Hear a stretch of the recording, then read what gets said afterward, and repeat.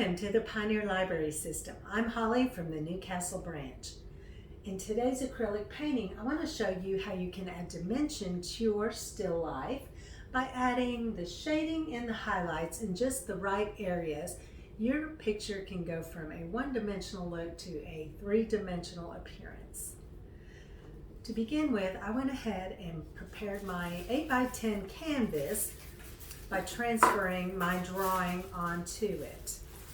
The paint I used was titanium white, ultramarine blue, burnt sienna, crimson, grass green, and a small amount of yellow ochre. I also used a variety of brushes, some medium and small round brush, a small flat brush, and a very small detailed round brush. You'll also need some paper towels, some water, and a plate to put your paints on. To begin with, we're going to go ahead and paint this background, the blue. So start by mixing the white and some blue. And then I want to tone that down just a little bit, so I'm adding some of that burnt sienna. And I'm using my medium-sized round brush. We're ready to move down to the table. And I chose some burnt sienna, and I'm going to use a little bit of white in that. I'm using my smaller round brush. Take the crimson, and we're just going to cover the entire first cup.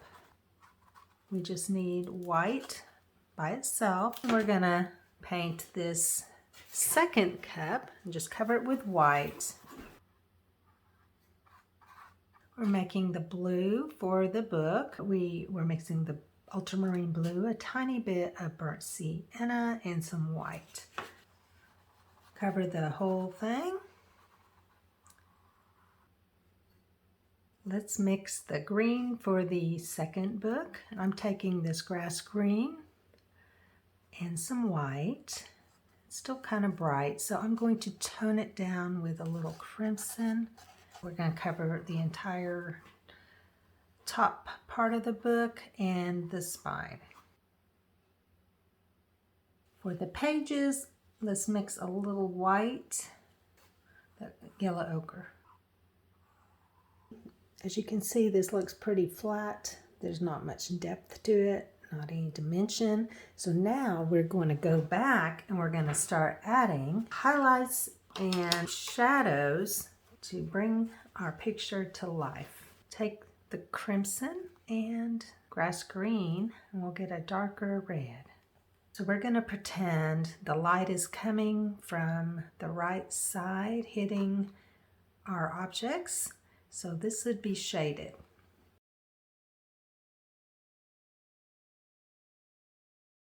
Let's lighten that up a little bit by adding some more of the red. And we'll just come on around.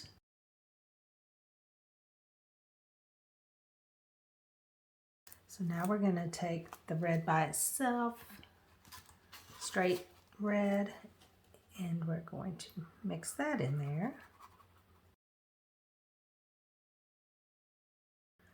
Okay, now we need to lighten up this red by adding a little bit of white to it. So as we come around, it's lightening up where the light is reflecting off the cup. It's going to be lighter on the rim at the top. And we just keep adding more of that white. And we're going to have the light hitting right here. And then as it comes around this corner, it's a little darker. And then the top of the handle will be a little lighter. So already you can see how it's taking on a rounded look. And now we're just going to take the white on top and really have a shiny spot right here.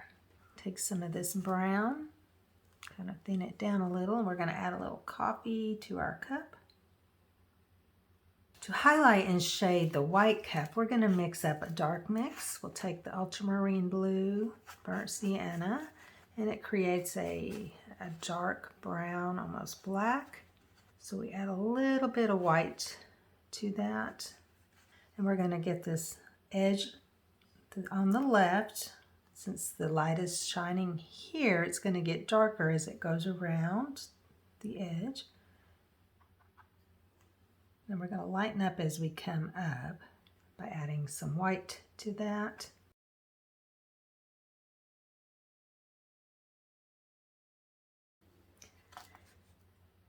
And as we go toward the middle, it just gets lighter and lighter. So we'll just keep lightening up as we get around to the side where the light is reflecting off of it. And then as we come around this side here, we have a little bit of a shadow. I'm going to put some shading on the inside of the cup. And since the light is hitting here, it's probably going to reflect over here as well. So we'll keep that a little lighter. Put our coffee in our cup. So the cups are taking on a nice rounded shape, giving them some depth and dimension. So we're going to make this darker edge on the green book, grass green, small amount of crimson. We're just going to go across the edge where the spine meets the front cover. Now we're going to do the bottom edge of the book. Add a little white to that as you come up the spine of the book. It's going to lighten up a little. I'm going to use my smaller detail brush here. Got to get under the edge of this cover. Now we want this part, lighten that up. So now this is taken on a rounded appearance instead of just being flat. I'll put a little bit of light up here. We're ready for the bottom book. We're going to create some of darker blue shadows so it looks like this green book is sitting on the blue book. Let's take the blue, little bit of burnt sienna, tone that down. So we're going to take that darker blue and we're going to create a shadow under the green book. Take that blue and make that line that divides the top from the side. And we're going to put the bottom shadow on the book where it's closest to the table. As we come up toward the middle, we're going to add a little more white to that to lighten it up. And now even lighter toward the top. And we'll lighten some of this where the light may be hitting it right here. Now we want to anchor our cups to the table and our book to the table so they don't look like they're just floating out there.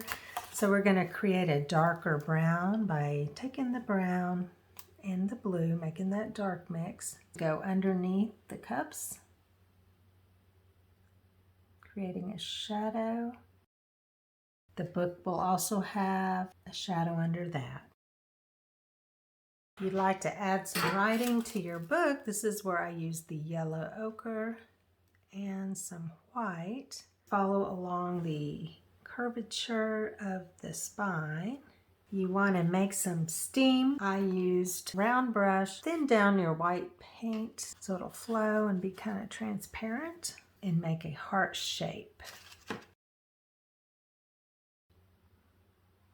Don't forget to sign your name when you're finished. Thanks for joining me today. I hope you were inspired to learn more about the techniques of acrylic painting. And you can do that by checking out these always available books on Hoopla with your library card. And so you don't miss a single episode, be sure to like and subscribe below.